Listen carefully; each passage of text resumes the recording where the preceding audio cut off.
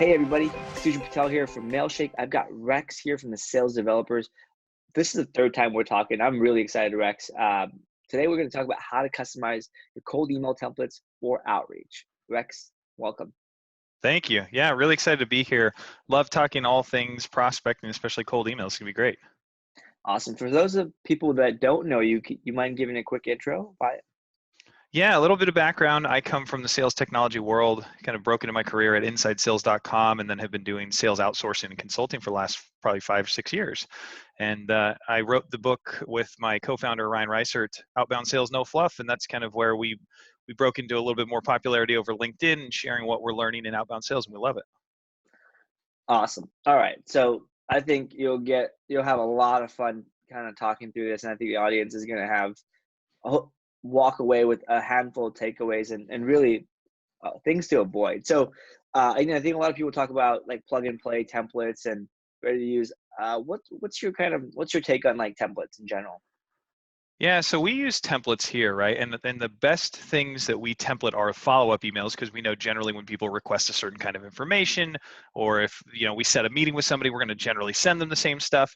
Cold outbound emails require more creativity, right? You got to break out from the noise from what everybody else is sending them. So utilizing a template can be risky, can be tough, but if you do it right, it can be really beneficial for you because you're not starting with everything from scratch. You're not having to totally one off every single email, which is a ton of work. So we're big fans of email templates when used correctly. Nice. And so when you say use correctly, I'm assuming you don't mean just copy and pasting off of like a blog post on like best cold email templates. I think we've got a couple posts on those too. And Yep. yeah, I mean, what do you mean by like used correctly or Well, applied so correctly? sure. So I remember when I first started in sales and I first started learning about prospecting, especially inside sales, I would read a ton of stuff from HubSpot. Like they were the de facto, like you go to HubSpot for everything. Back then, they were the number one content platform for learning about sales. So I would read all these things like this email template drove $1 million in net new sales in 3 months. And you're just like, oh my gosh, this has got to be the most brilliant email template in the world. And if you tried to send that same email template, you wouldn't go generate $1 million in net new sales in 3 months because it doesn't work that way. I mean, the foundations are different for every company: your target, your message, your channel, and your timing. So let's say the channel is the same. We're all going to use email. But if I'm prospecting to CEOs of Fortune 500, the same template that applies there and drives $1 million in new sales is not going to drive $1 million in new sales for SMBs, like heads of marketing. It's not going to do the same thing. So thinking about target as it relates to your message over email is super, super important. So what we would say is maybe like one rep's golden template is another rep's waste of time, right? Like you have to think very carefully through those things.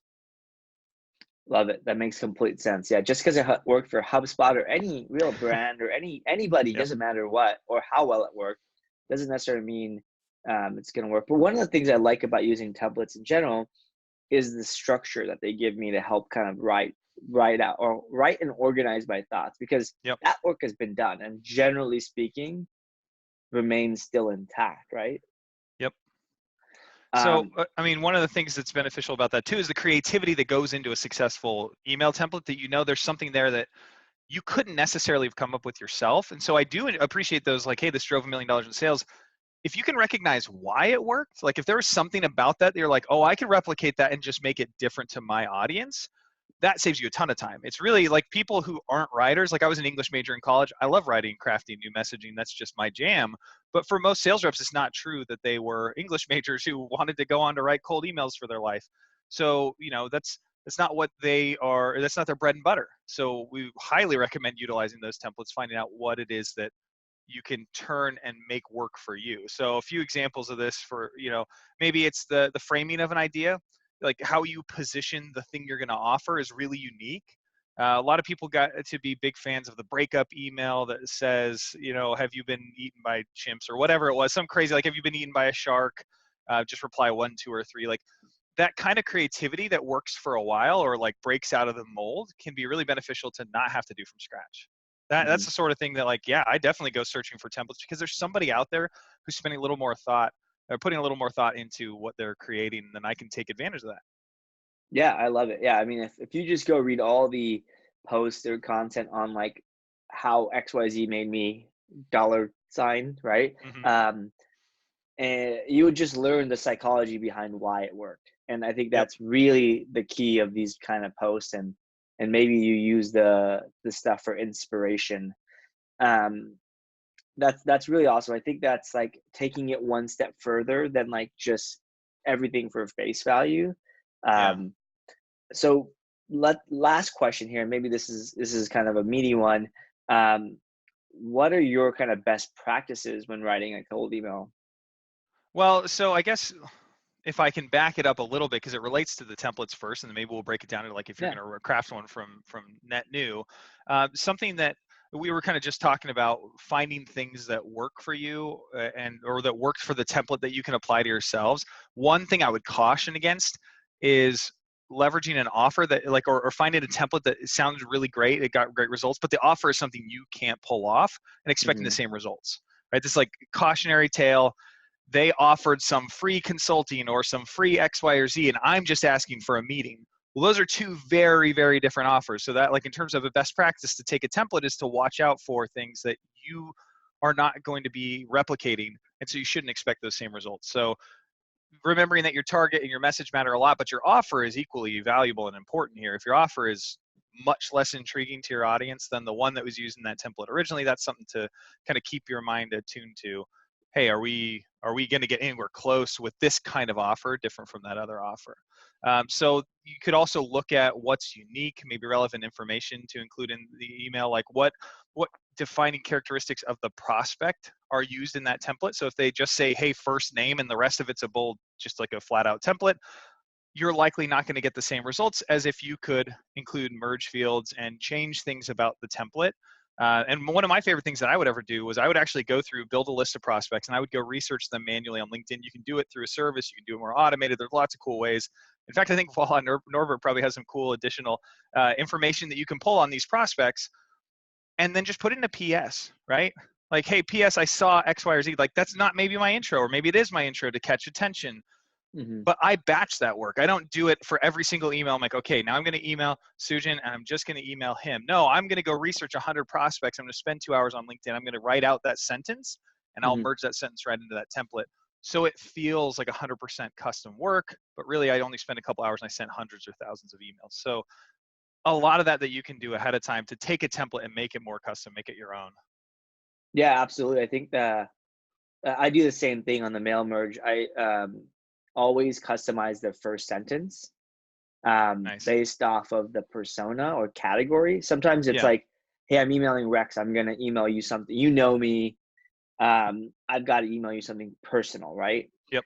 But or maybe it's other salespeople. Maybe it's uh, CEOs might get a different type of first sentence. So Yep. I would say personalization, just kind of adding to what you said, doesn't always have to be on the one-to-one level. It could be on the one to kind of category of people or bucket of folks. Yeah, so Yeah. that totally resonates with me.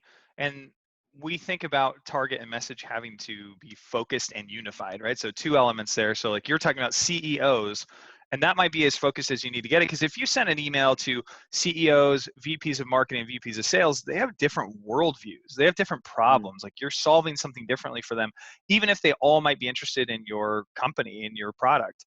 And that's something that a lot of people just forget is a fundamental lesson about outbound sales is like your target has to match your message. And if your target's broad, then your message is going to be broad and your results are going to be pretty weak. But if you can really tailor that and say, hey, I'm just going to write to these 100 CEOs that are all spending $1 million plus in the cloud, and I know that my cloud security solution is going to benefit them in these ways, like that message is going to have so much more impact. So you don't have to personalize every single one of them. You don't have to do a super broad one. It would be kind of that middle ground where you get the benefit of really smart targeting. And then that message is going to resonate so much better. Because, not everybody you're sending an email to is somebody you actually know, but you do know what they're likely to be experiencing because you talk to people like them all the time. That's what you do. Yeah, I love it. Yeah, that makes complete sense. Any other words of wisdom on email? I mean, we can go down this and talk for hours about this, Yeah. right? But I think like what you just said, bulk your work together. Personalize the one thing, either categorize it. I'm rephrasing, but or one Yeah. to Yeah. one. Um, that is like 90% of the battle, right? It's Like you do so much, that, right? yeah. Yep. Well, the only thing I would add to this, a lot of people don't think about the length of the email, but I've also heard people make these absolutes, right? Like, hey, you got to do a really short email. I know a friend of mine who says it's got to look like the letter F, like a capital F, right? So it's, top to bottom, it's only maybe a few sentences long. The first sentence is long, the next one's shorter, and the bottom one is basically your signature, right? It's just going to be super short, super punchy, and short will pique attention, but you got to have something of substance, right? If I just emailed you some very short question, but it just doesn't give you enough to understand why on earth would I want to tell this guy this information, or commit anything to this person, that doesn't have nearly as much impact. Because right before this call, I was actually researching Sujin, and I was thinking, what if I sent you an email that said, hey Sujin, I love that pre-launch marketing strategies video you just released, saw it on Twitter, wanted to share some ideas on turning that video into a viral ad campaign for Mailshake. Are you free at all this Friday? I mean, whoa, like there's so much Yeah. more to bite Yeah. You into actually did there. your homework. Right. Yeah. Yeah, exactly. And it doesn't mean that I had to do a lot of homework. I could Yeah. go find something I genuinely liked about a post that anybody did, or some content from their website, and that would grip their attention. And then turning that into, what can we do for you? Very short, very punchy. You're probably going to respond to that email, Yeah. versus me writing out 3 sentences about what I loved about it, or explaining what the viral ad campaign would look like, or what I love about Mailshake. There's just way too much information. Getting short and punchy would really work, but you have to have something that is going to make them want to take action, right? So just Mhm. short isn't good enough. Just long isn't good enough. Explaining is probably, it's probably going to hurt you to go long, but if you don't go long enough, maybe, there's not enough there for them to bite into. So Yeah. just taking those absolutes and just throw them away. Just say, you know what, if that's what everybody's doing, maybe I should think about what I should be doing.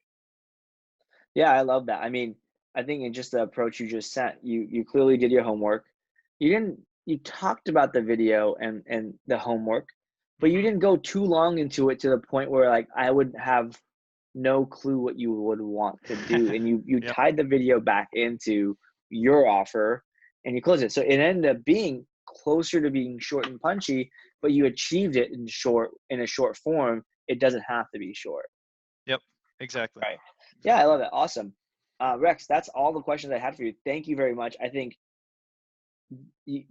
everyone here watching, listening, there's like four things you need to do, right? You mentioned do your homework on people, Yep. bulk it together, or if you can't do the homework, use tools. We use contractors, Upworkers, we use, interns for this Yep. stuff. We bought a whole data company just to get the advantage of that kind of human research. I mean, you can't just use data. You got to keep that human in the loop there. We love that. Awesome. I love it. Where can people go to learn more and find and get in touch? Yeah, they can find me at thesalesdevelopers.com, or I'm on LinkedIn at Rex Biberston. Awesome. And for those of you guys who haven't read his book, definitely go read it. There is no fluff, I promise. It's really good stuff. Very good. Thanks, Sujan.